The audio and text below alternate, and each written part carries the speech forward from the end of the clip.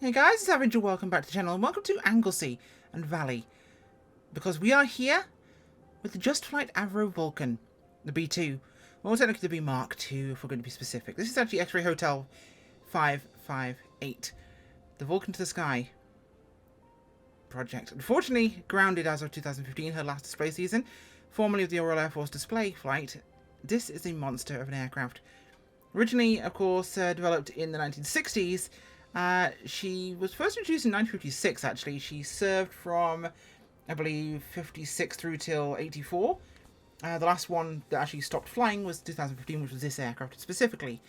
Now, she was produced through to 1965, and there were 136 made. Now, the aircraft itself was our strategic bomber, and we had three: the Victor, the Vulcan, and the Valiant. Now, the Victor went on to do more aerial refueling work as the K1 and K2. And there were K version Vulcans as well, which were also refueling after the Victors got a bit old. My dad served on Victors, by the way. Now, this one, of course, it is our nuclear deterrent, our nuclear bomber. And it was basically designed to operate in that role. It also had maritime reconnaissance operation potential and also counter radiation purposes, including essentially what this actually is counter radiation, anti-radiation is going after radar sites and taking out that sort of stuff. So we had the Shrike missiles as an option. Now, specs on the B1 gave it the 4 Bristol Olympus engines, which put out a huge amount of thrust. We had max speed of Mach 0.96, so nearly supersonic, but not quite. Cruises around 493 knots, range of 2.2 nautical miles, 2.2 thousand nautical miles, I should say. Let's not forget, this famously took part in the Black Buck raids of the Falklands during the Falklands War, and that took a lot of refueling from Victors. Actually, a lot of refueling, and they nearly just didn't happen. Kind of terrible, actually. Thrust to weight ratio 0.31, so not great there. Service ceiling 55,000 feet. Could carry, and these are all nuclear bombs, by the way, Red Beards, Yellow Suns, Violet Clubs, Blue Danubes, or 21,000 pounds of conventional bombs. I love those names. Now, the B2, of course, had this Bristol Siddeley Olympus 200s in the 301s, and later on the 200s in the K2. But she was capable of 0.93 in the B2 model, so mildly slower, but otherwise the aircraft was just a monster. Now, of course, no tail control, so you don't have an actual normal elevator. It's flaperons, I believe is the correct term for this aircraft to have. So let's get ourselves inside, or not inside first. We'll go have a quick look around the aircraft. Outside it, of course. Oh, sod. Could we not be in this, please? I'd like to look around, not get stuck in this, shall we? There we go. Well, we're looking around this way because the external camera, actually, can I go into the camera options here and just do it? Because it's screwing me slightly, because trying to go into external cameras gets a little bit problematic when it tries to go into that. So if I go to showcase, drone. There we go. Yeah, it uses some external camera views to basically do the extra crew position, because this is a 5-person crewed aircraft. Crewing it all from the front seat would be impossible. You can't do it all from the pilot seat, so one person flying is actually unrealistic. You need multiple people, so it gives you a couple of extra panels in those external views to do just that. Texturing is beautiful, really well done. There's the big gear bogies. It's a Just Flight model. We expect it to be well made. It is. Those gear wells, they're huge. And I will say, I've stood underneath one of these things inside the bomb bay. They are massive aircraft. And a bomb bay, it's like being inside a small building. Really are insane. Up the front here, that's the crew entry door here. All the various squadron markings on there in support of what this air show Vulcan did. And these are the crew, of course, from the last season. I think these are from the very last season she had. They might be what's currently on the aircraft in her hangar, her display hangar, of course. The crew would climb up in here, of course, and get up into the aircraft. And then you'd have the lower cockpit back here, and you'd have the actual crew up here in the aircraft. So a lot of space taken up, and this is all radar at the very front. So big beast, huge aircraft. Let's go back inside. Now, we're going to try and use the checklists to start it up here as I try and get back into the correct camera for us to be operating. I will show us first off the tablet. This is important. Now, the tablet in this aircraft is instrumental to how she works. You know what? I haven't mentioned the specs. We'll do that really quickly first. Here's a bunch of livery. She comes with Bristol 200 and 301 engine options available.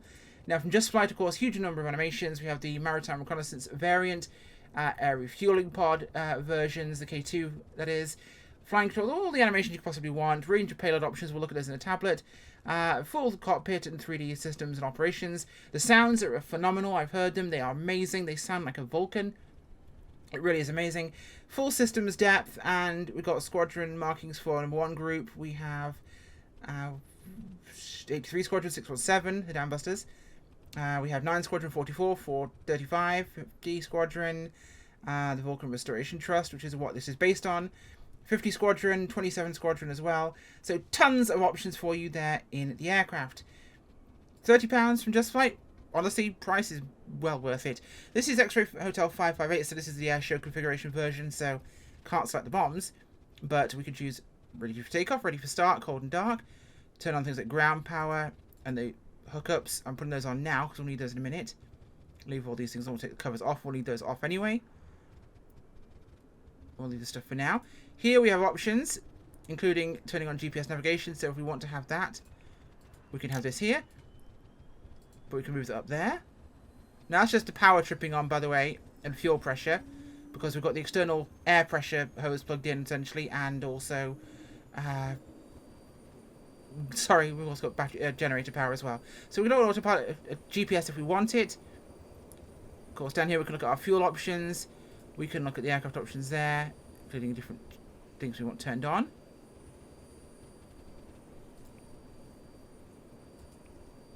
Now, obviously you're one person.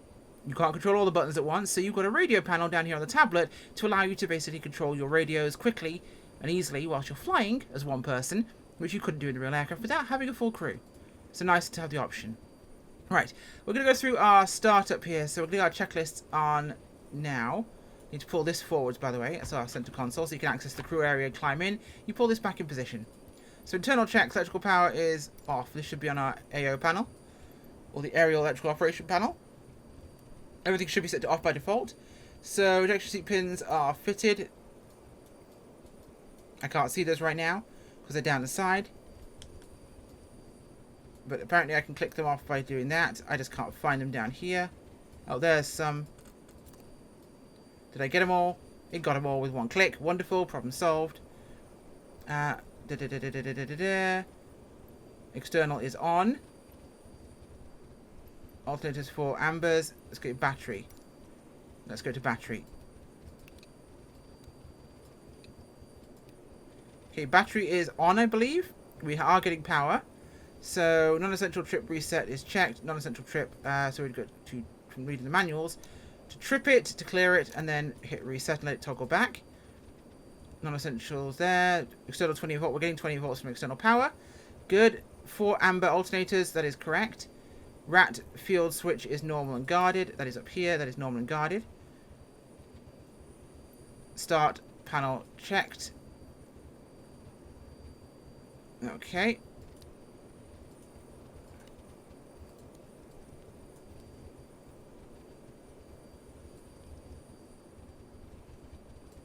I think that is correct. I'm not an expert. Auxiliary face blowers. We need to make sure that your damper is set to off as well.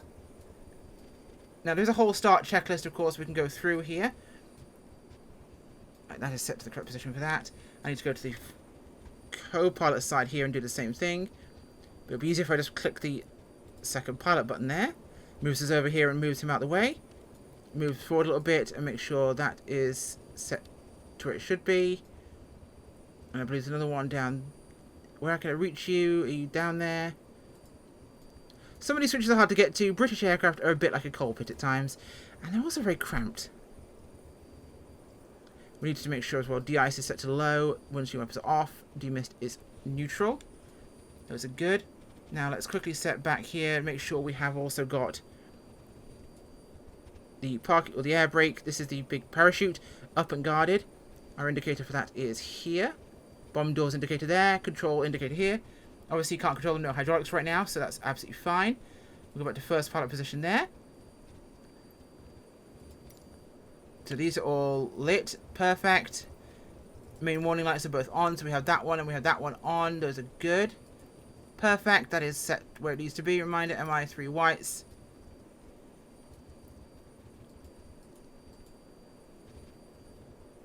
Appears to be. Okay, bomb release safety lock is guarded in green. That is guarded in green. Start AAP. Right. On. Start button pressed. Where's the start button? Is that the start button? Is that a starting it? Oh, now it is. Yeah, it's starting. We've got power and stuff coming up, so that's good. Indicators that are coming to normal, that's good. So that is coming online.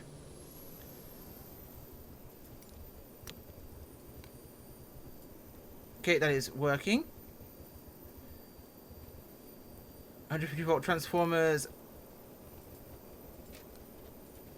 on, and we have load. Wonderful. 150 volt transformers are good. VHF and UHF are looking good. Yeah, they're probably fine. I'll twiddle some knobs and it'll be okay.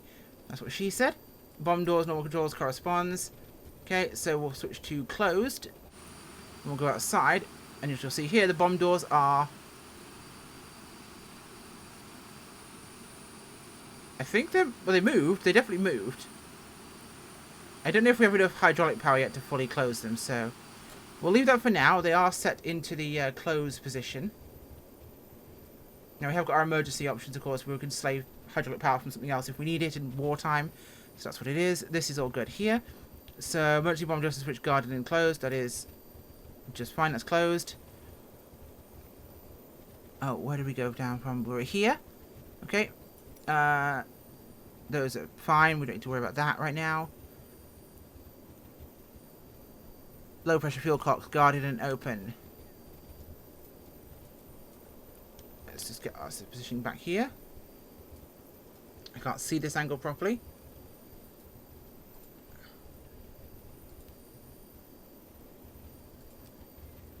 I don't know if that's guarded and open or closed.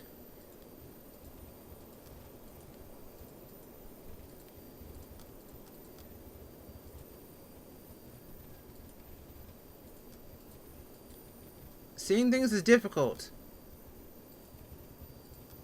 There we go. Those appear to be open, I suppose. Yeah. Shutters aft, so they're not aft, they're now forward. So they're open. That is set as we need it to be. Where was I? I was in here somewhere. And I've lost where I was up to.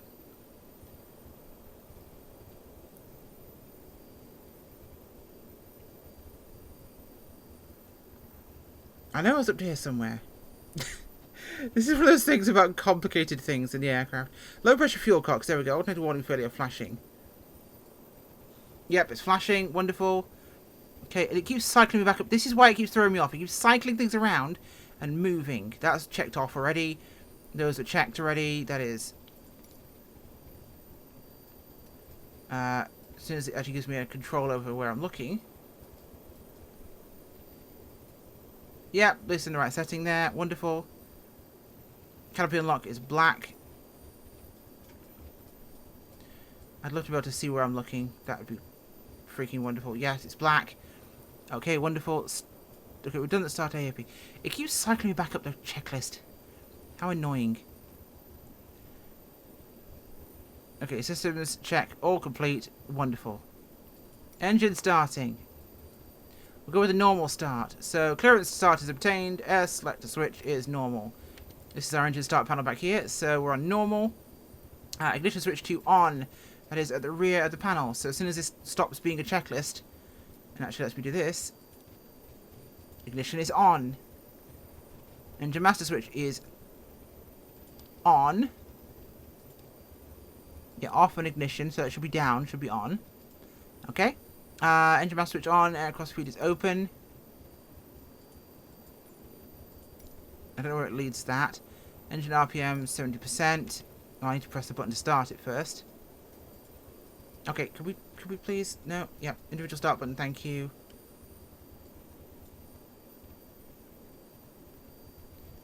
Now, it messing with the cameras can get a little annoying at times.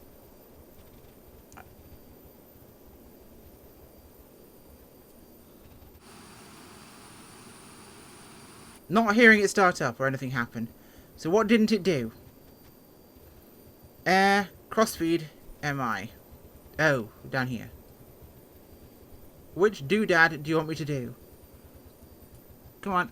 Is this the one I need?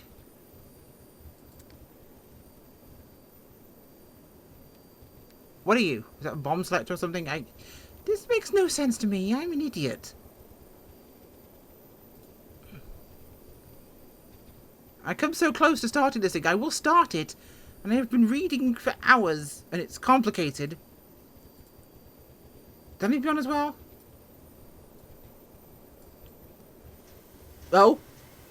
Yes, noises are made. It's making noises. Noises are productive. We like noises. Now, of course, once we get up to a certain amount of zoom, we hit the HP cock, high pressure cock, and the engine will start up. Zoom. Yes. Power. She's coming online. Okay, 2 is moving. We'll give it the high pressure cock as well. Hee cock. Come on with 3. And now just start them all together because we can rapid start all 4, so can't be too bad for me.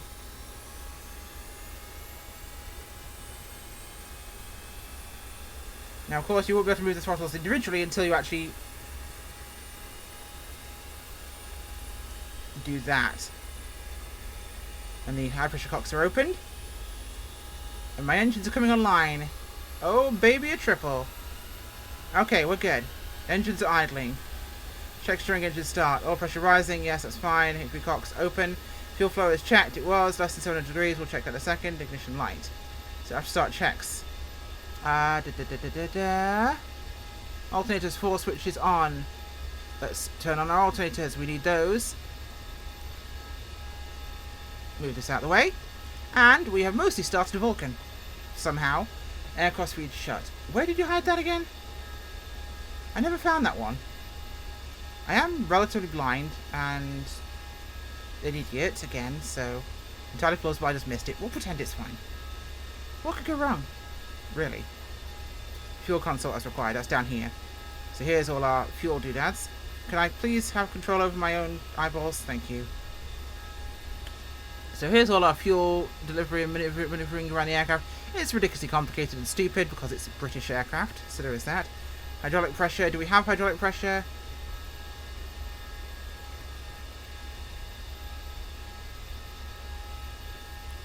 Hydraulic pressure is on. We have hydraulic pressure. Okay, wonderful.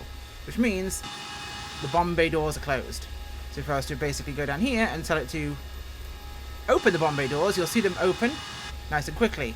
And I go to here, and they close nice and quickly because we have power. So right, this feels started up as much as it's going to.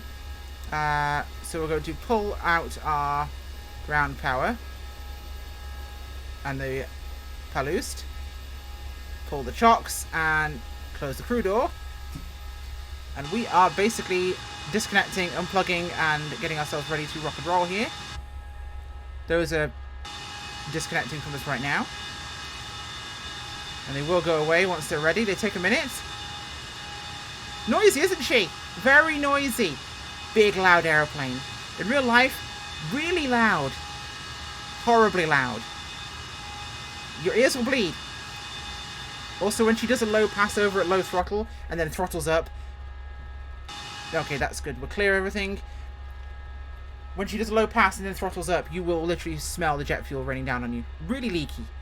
Okay, so controls are free and clear. As we can see on our indicator right here, you'll notice them moving. So that's our rudder. Here's elevator control or aileron, and here's elevators.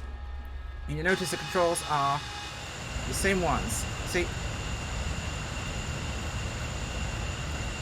Let's get taxiing, shall we? Where's our parking brake? Right here. So, throttle up these big 4 Olympus engines. And as you say, really happy to be flying this thing. It's a monster of an aircraft, and I'm very, very much a fan of her. Big girl as well. And whilst we taxi, we'll look at some of these features like nuclear blast shutters. We've got that visor there. We've got the full blast shutter down. Pull that one up as well. Right, we want to go this way. Yeah. A bit of power. She's a big girl. She needs a lot of power to get moving. Till McDonald's just opened. And she'll be running in no time. I'm letting the AI handle my radios because I just can't be bothered right now.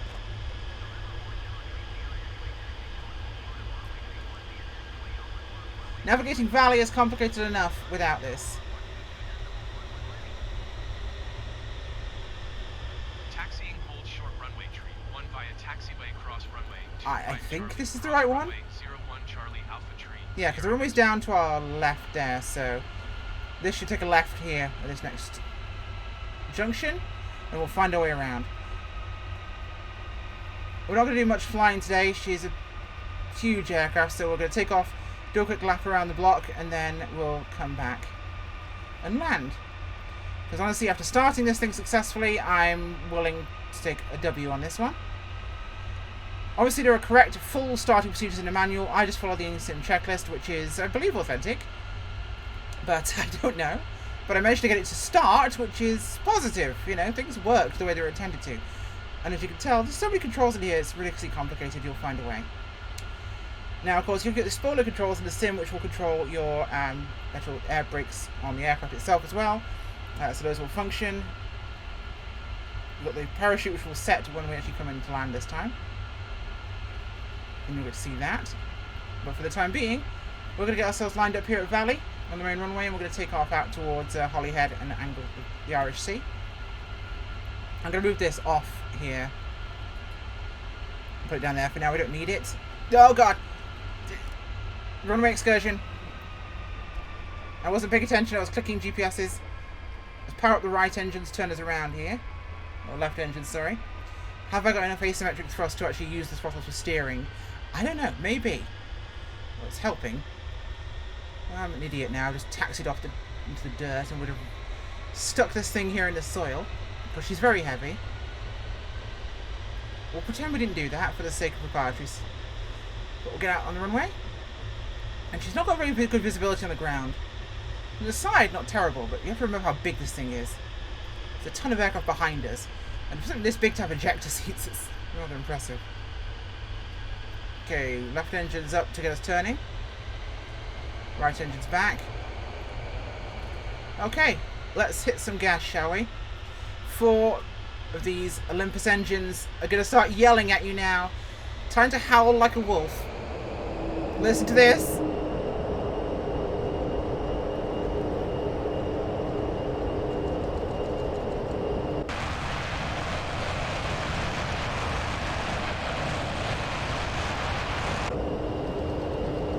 Can you hear that howling tone? It's very unique to Olympus engines, and oh my god, is it iconic. It's gonna get loud here.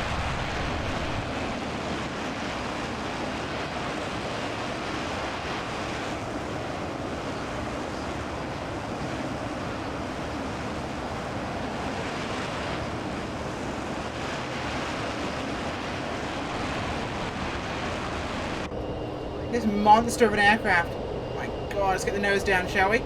Power back here. Woo, mommy! And I think off our nose right there is the port of Holyhead. So we're going to bring her around here. I catch the ferry from here, normally at 2 in the morning, I might add. So we get into Ireland in Dublin at about 6, 7 a.m. Is normally, so we get a 2 a.m. boat from Holyhead over to Dublin for about 6, 7 in the morning to go stay with family in town. And we're normally on the mountain boat home. But I know the port of Holyhead, unfortunately, very well. I've been there in the middle of the night many times.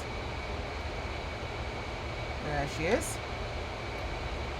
fact, I once got stranded with my clothes on my back, my handbag, and nothing else in Dublin after Stena lost my suitcase. Yeah, love them for that.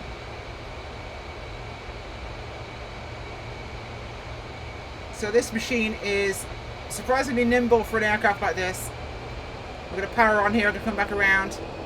Listen to that howl. Ferry terminals there. Yeah, this is not a fighter jet, this is a bomber.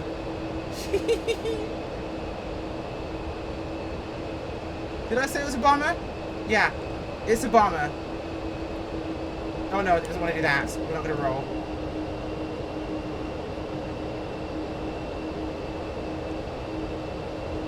Let's see if we can get it to loop though. That would be an achievement. What do you think?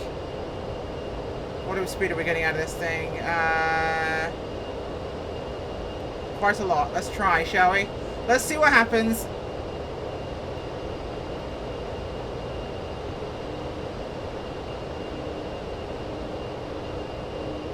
We're going to loop a bomber. We're going to loop a nuclear bomber. Yeehaw!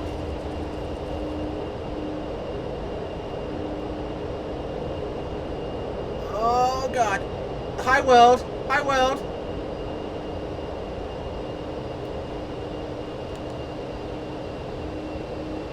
Let's pull the nose up. Come on. I don't want to crash into the ground. That'll be embarrassing. Not on the ground. Not on the ground. Not on the ground. Not on the ground. That'll be embarrassing. Let's go. Loop the loop over Holyhead in an Avro Vulcan. Alright, we're going to circle back, count this as a win, and bring her into Lander Valley and get yelled at by the squadron commander for a spectacle. Very un-British. Let's pull our power back here.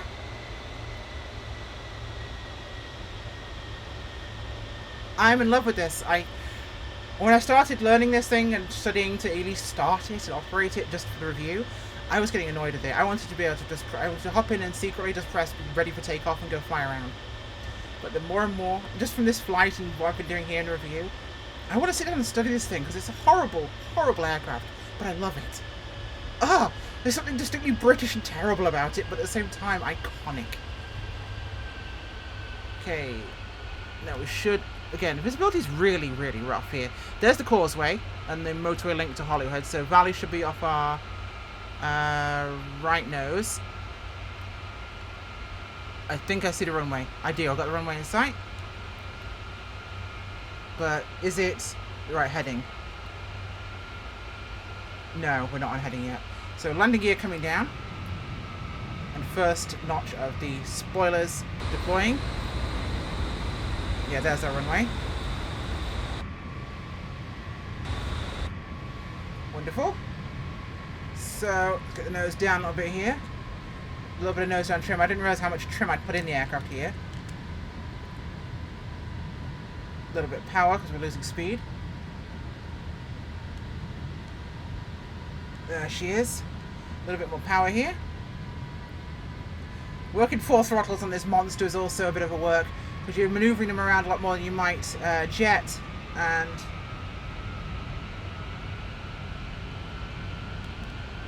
I'm a bit low here, so it's power on.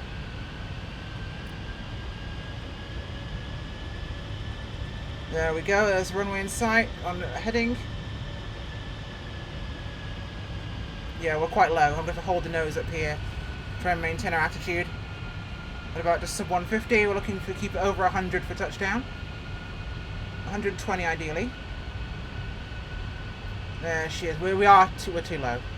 I should be higher up with the spoilers out, and I'm not.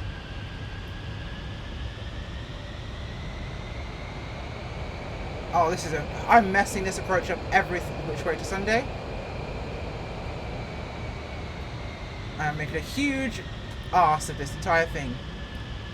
Straighten out, please. We just did a loop-the-loop at a Vulcan over Holyhead. I will touch down smoothly, or it'll be the last thing I do. In fact, if I don't do it smoothly, it'll definitely be the last thing I do. There's the runway in sight. Okay, watching the speed, bringing that back. We're a bit quick now.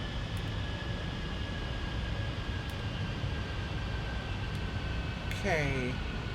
Little slip to the right. Yeah, I'm slipping a Vulcan, so...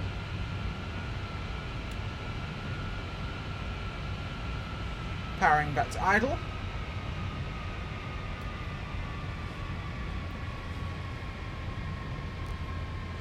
Power is idle.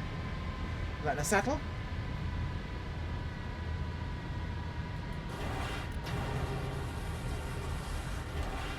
Did I? Oh.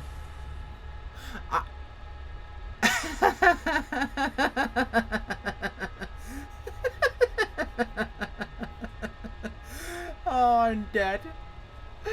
Oh. You know what I did?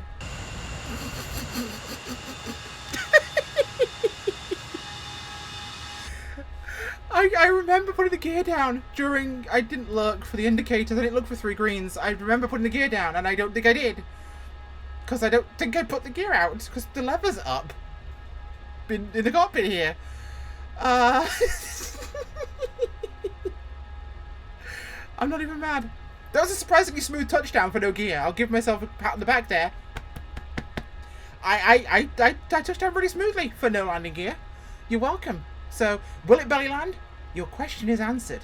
Absolutely, it will belly land. I did this on purpose for you, so you could see it do it properly. Because I guarantee every other YouTuber has landed on wheels. Yeah, I am nothing if not iconic, unique, and a trendsetter. You're welcome. And as I probably knock these off, because... yeah, there's probably going to be fire engines coming out here to look at this. On that bombshell, definitely buy it if you think you might like it. It's totally worth it. And it will belly land. So your question is answered. Thank you for watching. I'm going to get yelled at by the squadron commander. Bye!